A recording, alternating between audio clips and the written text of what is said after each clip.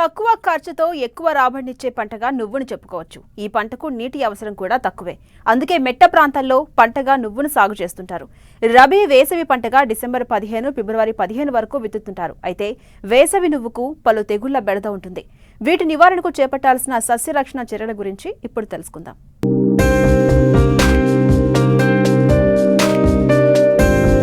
తక్కువ సమయంలో తక్కువ వనరులతో అధిక నికర లాభాన్ని ఆర్జించేందుకు నువ్వుల పంట ఉపకరిస్తుంది. ఖరీఫ్, రబీలో వర్షాధారంగా పండిస్తారు. ముఖ్యంగా ఏపీలో కోస్తా, రాయలసీమ జిల్లాలు, తెలంగాణలోని ఉత్తర, దక్షిణ జిల్లాల్లో నువ్వును సాగు చేస్తున్నారు. అయితే రబీ, వేసవిలో సాగు చేసినప్పుడు తెగుళ్ల బెడద అధికంగా ఉంటుంది. అందుకే విత్తే ముందు నుండే పలు జాగ్రత్తలు తీసుకోవాలని సమగ్ర తెగుళ్ల సస్యరక్షణ పద్ధతులను రైతులకు తెలియజేస్తున్నారు జగిత్యాల జిల్లా పొలాస ప్రాంతీయ వ్యవసాయ పరిశోధనా స్థానం శాస్త్రవేత్త డాక్టర్ బలరాం. ఉత్తర తెలంగాణ మండలంలో పసుపు తర్వాత సాగు అయ్యే ముఖ్యమైన పంటలలో నువ్వు పంట ముఖ్యమైంది. నువ్వు పంటకు విత్తుకునే ముందు మనం విత్తన శుద్ధి చేసుకున్నట్లయితే పంట మొదటి దశలో ఆశించే మొలక కుళ్ళు, విత్తన కుళ్ళు తెగుళ్ళ నుంచి పంటను కాపాడుతుంది. కాబట్టి విత్తన శుద్ధికి గాను 1 గ్రాము కార్బండిజం మందును కిలో విత్తనానికి పట్టించి మనం విత్తన శుద్ధి చేసుకున్నట్లయితే మొదటి దశలో ఆశించే తెగుళ్ళ నుంచి ఈ పంటను కాపాడుతుంది. అదేవిధంగా పంటను విత్తిన 40 రోజుల తరువాత మొక్కకు ఈ ఆల్టర్నేరియా ఆకుమచ్చ తెగులు ఆశించే ఆస్కారం ఉంది. కాబట్టి ఈ తెగులు ఆశించినప్పుడు ఆకుల మీద మనకు గుండ్రని లేదా ఆకారం లేనటువంటి గోధుమ రంగు మచ్చలు ఏర్పడతాయి. కాబట్టి దీని నివారణకు మనము కార్బండిజం అనే మందును 1 లీటర్ నీటికి 1 గ్రాము కలుపుకొని పిచికారీ చేసుకున్నట్లయితే ఈ ఆకుమచ్చ తెగులు, ఆల్టర్నేరియా ఆకుమచ్చ తెగులు, అదేవిధంగా సర్కోస్పోరా ఆకుమచ్చ తెగులు నివారించబడతాయి. అదేవిధంగా విత్తిన మనకు 60 రోజులు ఆ టైంలో, అంటే దాదాపుగా పూత సమయంలో మనకు ఈ నువ్వు పంటను బూడిద తెగులు అనేది ఆశించి అధిక నష్టాన్ని కలుగజేసే ఆస్కారం ఉంది. ఈ తెగులు మొదటగా కింది ఆకులకు ఆశిస్తుంది. కింది ఆకుల పై భాగాన తెల్లటి పొడి లాంటి పదార్థం ఏర్పడుతుంది. క్రమేపీ అనుకూల వాతావరణ పరిస్థితులలో ఈ బూడిద అనేది కింది ఆకుల నుంచి పై ఆకుల వరకు వ్యాపించి నష్టాన్ని కలుగజేసే ఆస్కారం ఉంది. కాబట్టి తెగుళ్లను మొదటి దశలో గమనించిన వెంబడే లీటర్ నీటికి 1 గ్రాము మైక్లోబిటానిల్ అనే మందును ఉధృతిని బట్టి 5 నుంచి 7 రోజుల లోపు 2 సార్లు పిచికారీ చేసుకున్నట్లయితే ఈ బూడిద తెగుళ్లను సమర్థవంతంగా నివారించవచ్చు.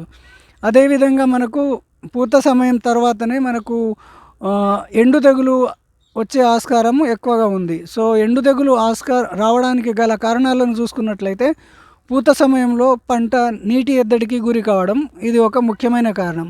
పూత సమయంలో మొక్కకు కావలసిన నీరుని అందించినట్లయితే మనకు మ్యాక్రోఫెమినా ఎండు తెగులు అనేది రాకుండా ఉంటుంది.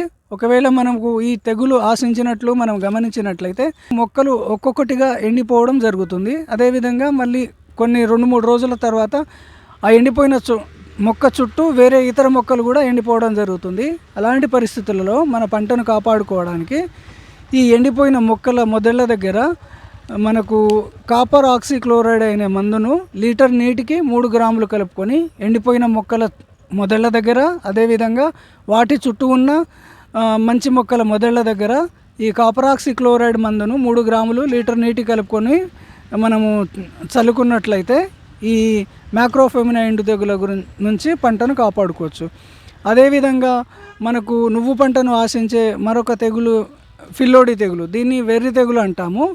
ఈ వెర్రి తెగుల బారిన పడకుండా పంటను కాపాడుకోవడానికి మనము ఈ నువ్వు పంటను జనవరి 15 నుంచి ఫిబ్రవరి 10వ తారీఖు లోపు విత్తుకున్నట్లయితే ఈ వెర్రి తెగులు అనేది ఆశించకుండా ఉండడానికి ఆస్కారం ఉంది. ఈ తెగులు ఆశించినప్పుడు మనకేంటంటే పుష్పం మొత్తము వెర్రితల మాదిరిగా మారిపోయి ఈ తెగులు ఆశించినట్లయితే ఆ చెట్టుకు కాయలు అనేవి అసలు కాయని కావు. కాబట్టి 100% నష్టం జరిగే అవకాశం ఉంది. కాబట్టి ఈ తెగుళ్ళ గురించి తెలుసుకొని దాని నివారణ చర్యలు చేపట్టాలి. దీనికి గాను ఈ తెగుళ్ళు ఆశించినప్పుడు మొదటగా గుర్తించిన మొక్కలు ఏవైతే ఉంటాయో వాటిని తీసివేసి నాశనం చేయాలి.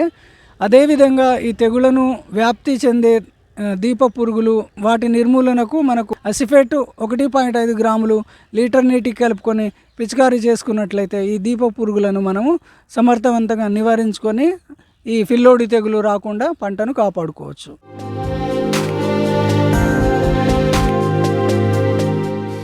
మిర్చి తోటలను తామర పురుగులు తీవ్రంగా నష్టం చేస్తున్నాయి. పూత కాయ దశలో ఈ పురుగులు ఆశించడంతో కాయగా మారకుండానే పూత రాలిపోతుంది.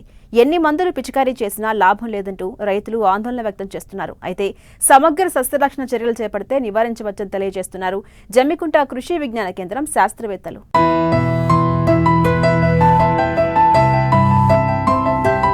ఎన్నో ఆశలతో సాగు చేసుకున్న మిర్చి పంట ఇప్పుడు కన్నీరు తెప్పిస్తోంది.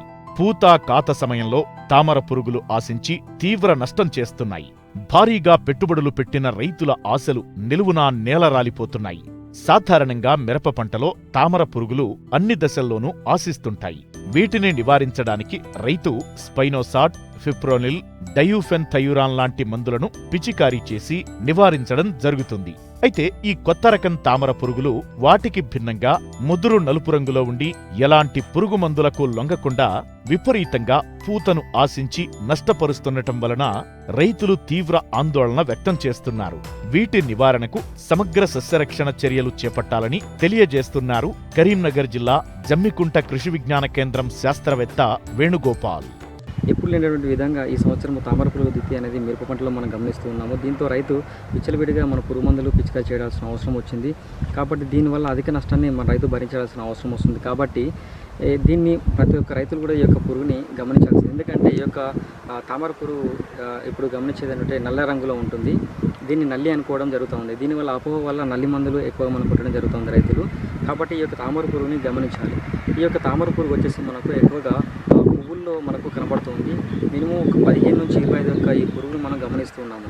ఈ యొక్క పురుగులు ఏం చేస్తాయంటే ముఖ్యంగా మనకు ఆ కేసరాలని, ఆ పుప్పొడిని మొత్తము కొరకడం వలన, రసం పీల్చడం వలన ఆ పూత అనేది రాలిపోతుంది.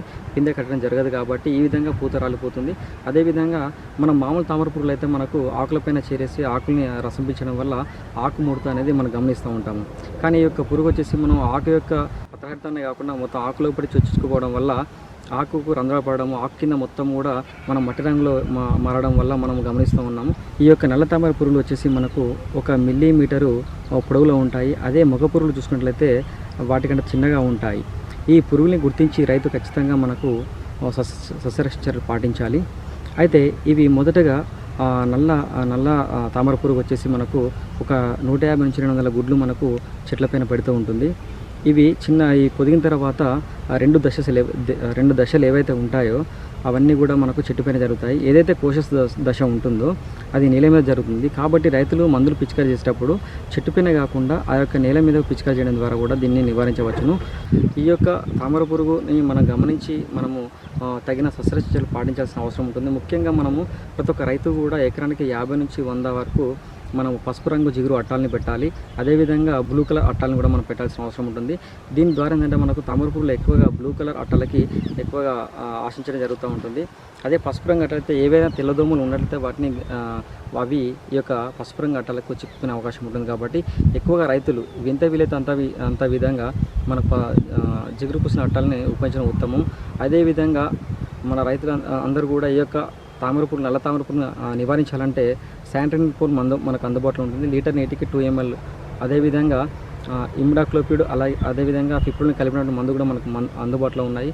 ఆ యొక్క మందును కూడా ఎకరానికి ఒక 40 గ్రాములు మనము ఉపయోగించి మన యొక్క వీటిని నివారించవచ్చును. ఈ యొక్క నల్ల తామర పురుగు నివారణకు ముఖ్యంగా మనము ఫిప్రోనిల్ అనే మందు మనకు మార్కెట్లో అందుబాటులో ఉంటుంది. లీటర్ నీటికి వచ్చేసి 2 ml కలుపుకొని పిచికారీ చేసుకోవచ్చును. అదేవిధంగా ఇమిడాక్లోపిడ్ అనే మందు మనకు మార్కెట్లో అందుబాటులో ఉంటుంది. ఇది 0.3 grams per లీటర్ నీటికి కలుపుకొని పిచికారీ చేసుకోవచ్చును. అలాగే ఒకేలా మనకు ఈ యొక్క తామర పురుగు దిత్తితో పాటు కొన్ని ఈ మధ్యకాలం మనం గమనిస్తున్నాం అంటే ఎండు తెగులు మనం గమనిస్తున్నాము. ఈ యొక్క విల్టింగ్ ప్రాబ్లం అనేది చాలా చోట్ల మనం గమనిస్తున్నాము. నీళ్లు ఆగకుండా కూడా కొన్ని తోటలు ఎండిపోవడం జరుగుతుంది.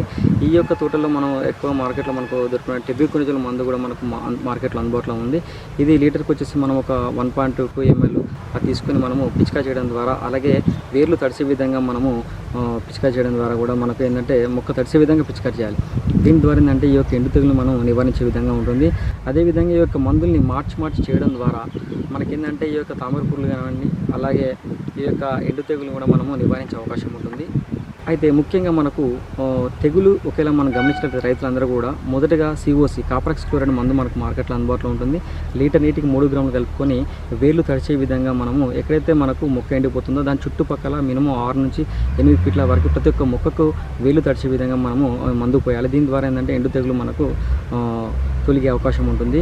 అందుకని ముఖ్యంగా రైతులు ఎప్పుడైతే మనం తోట పెట్టుకుంటామో అప్పుడే ట్రైకోడర్మా విడి కల్చర్ను, సూడోమోనాస్ని ఇవన్నిటిని ఉపయోగించడం ద్వారా మనకి ఎండు తెగులు మన ఉద్ధృతి రాకుండా మనం కాపాడుకోవచ్చు తోటని. అదేవిధంగా మనము ఎప్పుడైతే మనము తోట పెట్టుకుంటామో అప్పుడు మనకు చుట్టూరంగా మనము మొక్కజొన్న కానీ జొన్న పంటలని చుట్టూరంగా వేసుకోవడం ద్వారా ఈ యొక్క దోమల యొక్క ఉద్ధృతిని మనం అక్కడే అరికట్టవచ్చును. ముఖ్యంగా ప్రతి పిచికారీలో కూడా వేప నూనెను అంటే మనకు 10,000 ppm వేప నూనెను మనం వాడడం ద్వారా అది లీటర్ నీటికి 3 నుంచి 5 ml మనం కలుపుకొని పిచికారీ చేయడం ద్వారా కూడా ఈ యొక్క గుడ్లని మన పిల్ల పురుగులు కాకుండా నివారించవచ్చును. ఈ యొక్క నల్ల తామర పురుగులు నివారించడానికి జీవ నియంత్రణ శిలీంధ్రకారైనటువంటి బవేరియా బాసియానా 5 గ్రాములు లేదా లెకానిసిలియం లెకాని 5 మిల్లీలీటర్ని లీటర్ నీటికి కలుపుకొని పిచికారీ చేయడం ద్వారా కూడా వీటిని నివారించవచ్చును.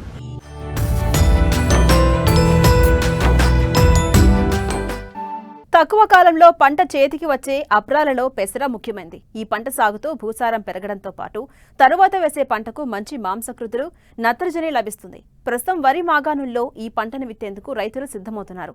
వరి మాగాణుల్లో మినుము సాగు ఆలస్యమైనప్పుడు పెసర చక్కటి ప్రత్యామ్నాయం. అయితే ఏటా పల్లాకు తెగులు ఉధృతి ఎక్కువగా ఉండటంతో ఫలితాలు నామమాత్రంగా ఉంటున్నాయి. ఈ సమస్యను అధిగమించే దిశగా పల్లాకు తెగులును తట్టుకునే పెసర రకాలు సాగులో పాటించాల్సిన యాజమాన్యం గురించి ఇప్పుడు తెలుసుకుందాం.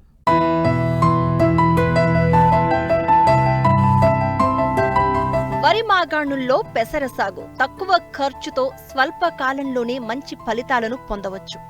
గత ఏడాది కొంతమంది రైతులు ఎకరాకు 6 నుంచి 10 క్వింటాళ్ల దిగుబడిని నమోదు చేసి ఆర్థికంగా సత్ఫలితాలు సాధించారు. ఏటా ఖరీఫ్లో వరి నాట్లు ఆలస్యమవుతున్న నేపథ్యంలో మినుముకు ప్రత్యామ్నాయంగా పెసర పంట అధిక విస్తీర్ణంలో సాగవుతోంది. అయితే చాలా మంది రైతులు ఇంకా వైరస్ తెగులును తట్టుకొని పాత రకాలనే సాగు చేయడం వల్ల నష్టాలను ఎదుర్కొంటున్నారు. ఈ నేపథ్యంలో మేలైన పెసర రకాలు సాగు యాజమాన్యం గురించి తెలుసుకుందాం. LGG 407 రకం పంటకాలం 65 నుంచి 70 రోజులు. మొక్కలు నిటారుగా పెరిగి కాయలు మొక్క పై భాగాన కాస్తాయి. గింజలు మెరుస్తూ మధ్యస్థ లావుగా ఉంటాయి. కొంతవరకు బెట్టను కూడా తట్టుకునే ఈ రకం పల్లాకు తెగులుతో పాటు ఆకుమచ్చ తెగుళ్లను తట్టుకుంటుంది. LGG 460 రకంలో కాపు గుత్తులు గుత్తులుగా మొక్క పై భాగాన ఉండి కోయడానికి సులభంగా ఉంటుంది. ఒకేసారి కోతనిచ్చే ఈ రకం పల్లాకు తెగులుతో పాటు మువ్వు కుళ్ళును కూడా కొంతవరకు తట్టుకుంటుంది. దీని పంటకాలం 65 నుండి 70 రోజులు. TM 96-2 రకం అధిక తేమను కూడా తట్టుకుంటుంది. గింజలు లావుగా మెరుస్తూ ఉంటాయి. దీని పంటకాలం కూడా 60 నుంచి 65 రోజులుగా ఉంది. కిలో విత్తనానికి 5 గ్రాముల ఇమిడాక్లోప్రిడ్ లేదా 5 గ్రాముల థయోమిథాక్సమ్ లేదా 5 మిల్లీలీటర్ల మోనోక్రోటోఫాస్ను కలిపి విత్తన శుద్ధి చేయాలి. దీంతో 15 నుంచి 20 రోజుల వరకు రసం పీల్చు పురుగుల బారి నుంచి పంటను రక్షించుకోవచ్చు. ఖరీఫ్ వరి అడుగుల్లో విత్తనం చల్లిన తరువాత కలుపును గమనించినట్లయితే 21 నుంచి 28 రోజుల మధ్య ఫినాక్సీప్రాఫ్ ఇథైల్ 250 మిల్లీలీటర్లు లేదా సైహలోపాప్ బ్యూటైల్ 300 మిల్లీలీటర్లు 200 లీటర్ల నీటిలో కలిపి పిచికారీ చెయ్యాలి. చిప్పెరగడ్డి మరియు గడ్డి జాతి కలుపు నివారణకు ఎకరాకు ఇమాజిటాఫీర్ 250 మిల్లీలీటర్లు 200 లీటర్ల నీటిలో కలిపి పిచికారీ చెయ్యాలి. విత్తిన 25 రోజుల వరకు పైరులో కలుపు లేకుండా చూడాలి. సాధారణంగా వరి మాగాణుల్లో సాగు చేసే పెసర పంటకు నీటి తడుల అవసరం ఉండదు. కానీ బెట్ట పరిస్థితులు ఏర్పడినప్పుడు 1-2 తడులు ఇచ్చినట్లయితే మంచి ఫలితాలు వస్తాయి. ఈ విధంగా పెసరలో మేలైన యాజమాన్య పద్ధతుల పట్ల రైతులు తగిన శ్రద్ధ పెట్టి చీడపీడల నివారణ పట్ల కూడా తగిన జాగ్రత్తలు తీసుకున్నట్లయితే ఎకరాకు 6 నుంచి 10 క్వింటాళ్ల దిగుబడిని సాధించే వీలుంది. ప్రస్తుతం పెసర ధర క్వింటా 4,000 నుంచి 5,000 మధ్య ఉంది. తక్కువ ఖర్చు, శ్రమతో వరి సాగు కంటే మెరుగైన ఫలితాలు ఈ పంటలో నమోదవుతున్నాయి.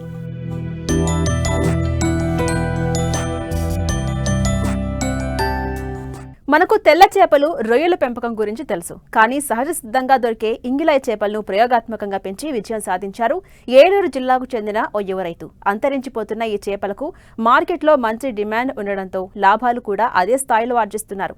ఇంతకీ ఇంగిలాయ్ చేపల పెంపకంలో ఆయన అనుభవాలేంటో ఆయన ద్వారానే తెలుసుకుందాం.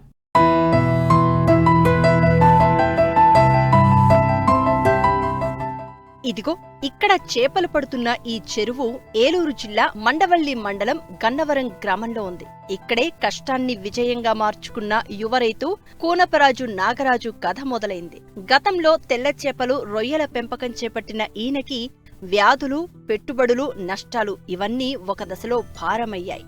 అయితే వెనక్కి తగ్గకుండా కొత్త ప్రయోగం చేపట్టాలని నిర్ణయించుకున్నారు. అలా అంతరించిపోతున్న ఇంగిలాయి చేపలను 2 ఎకరాల్లో ప్రయోగాత్మకంగా సాగు చేశారు. మొదటి ప్రయత్నమే పెద్ద విజయంగా మారింది.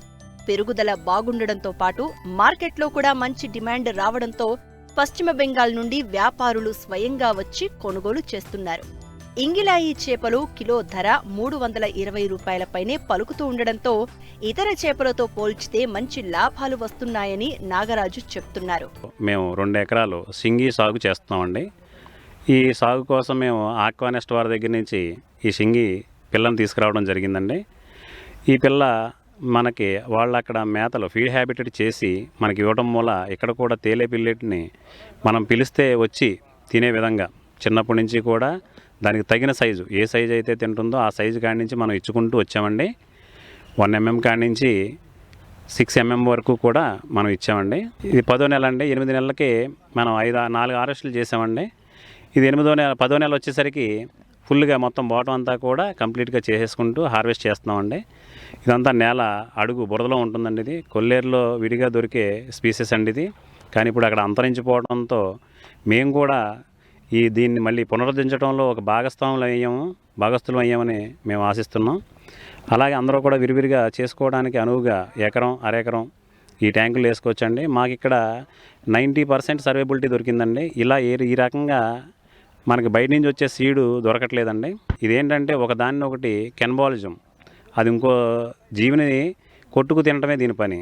దాని నుంచి కెన్బాలిజాన్ని మార్చి ఒక ఫీడ్ హ్యాబిటెట్గా చేసి వారు ఇవ్వడం వల్ల మేతలు అవి శుభ్రంగా తీసుకుని మనకి ఇందులో మేము కేసకాయ అలాగే పొట్టురొయ్యి కూడా మేము చూసామండి. ఇప్పుడు కూడా ఉంది, మీరు చూడొచ్చు.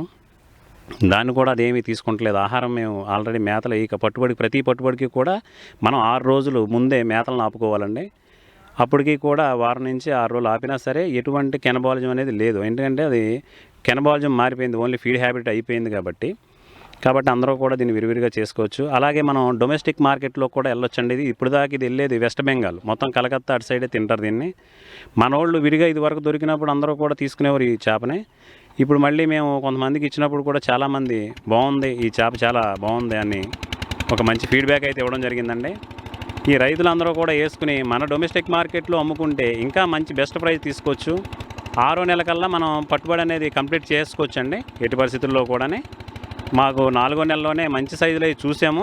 కాకపోతే మేము ఇది ప్రయోగాత్మకంగా చేస్తున్నాం కాబట్టి ఎక్కడ దాకా వెళ్తుంది ఏంటి, అసలు కెనబాలిజం లాస్ట్ వరకు ఉంటే 100% సర్వేబిలిటీ ఉంటుందా ఉండదా అనే దాని మీద ఆక్వానెస్ట్ వారు కూడా సపోర్ట్ చేశారు. వాళ్ళు కూడానే చేయండి, మీకు ఎందుకు, మీ వెనకాల మేము ఉన్నామని ప్రతిదీ కూడా గైడ్లైన్స్ ఇచ్చుకుంటూ ఎప్పటికప్పుడు యాజమాన్య పద్ధతుల వల్ల కూడా మనం ఈరోజు చెరువు హార్వెస్ట్ చేస్తామంటే కూడా బాటంలో ఎటువంటి స్మెల్ లేదు, బ్యాడ్ స్మెల్. ఈ బ్యాడ్ స్మెల్ రావడానికి కారణం ముఖ్యంగా అమోనియా నైట్రేట్లు పెరిగిపోయడం వల్ల, మేత వేస్ట్ అవ్వడం వల్ల, ఇలాంటి ఆర్గానిక్ మ్యాటర్ ఏదైతే పెరిగిపోయిందో దానివల్ల మాత్రమే జరుగుతుంది. అలాంటిది మనం ఇక్కడ ఏమీ లేదండి.